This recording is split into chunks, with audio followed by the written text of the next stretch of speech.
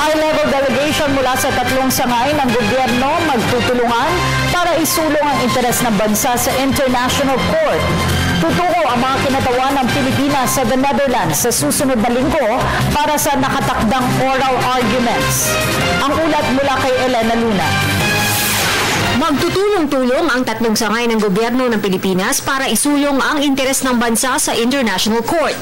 Sinabi Presidential Spokesperson Abigail Balte na gagawin ito ng high-level delegation na pupunta sa Arbitral Tribunal sa Permanent Court of Arbitration sa The Hague sa the Netherlands para sa kaso ng Pilipinas laban sa China sa usapin ng West Philippine Sea.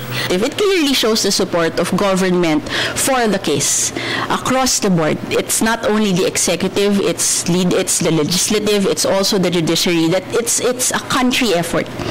So one, it shows the support that hindi po ito yung parang finay lang para masabing may ginawa tayo tas hinayaan na lang. That's one of the things I think that that is being disproven by this. Ilan lamang sa delegasyon, sina Executive Secretary Paquito Ochoa Jr., Defense Secretary Voltaire Gasmin, DFA Secretary Albert Del Rosario, Justice Secretary Leila de Lima, Senate President Franklin Drilon, House Speaker Sonny Belmonte, at Supreme Court Associate Justices Antonio Carpio at Francis Hardalesa.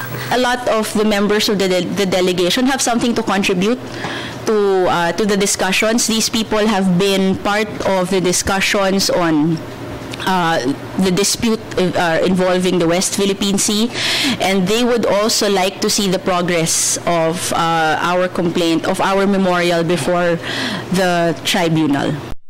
It really, to us, if China has chosen not to attend, then that is their decision.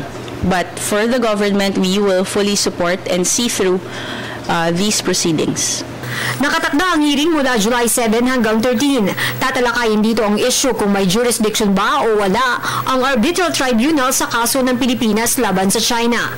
Ayon sa DFA, ang maglalahad ng posisyon ng Pilipinas ay si Solicitor General Florin Hilbay kasama ang abogado mula sa law firm na nakabase sa Washington, D.C. Why it's important? If in any case, if the tribunal does not have jurisdiction there, so even if it may just be a jurisdictional issue, every step of the way, every forward step that we take is important for us. Para sa Telebisyon ng Bayan, Elena Luna.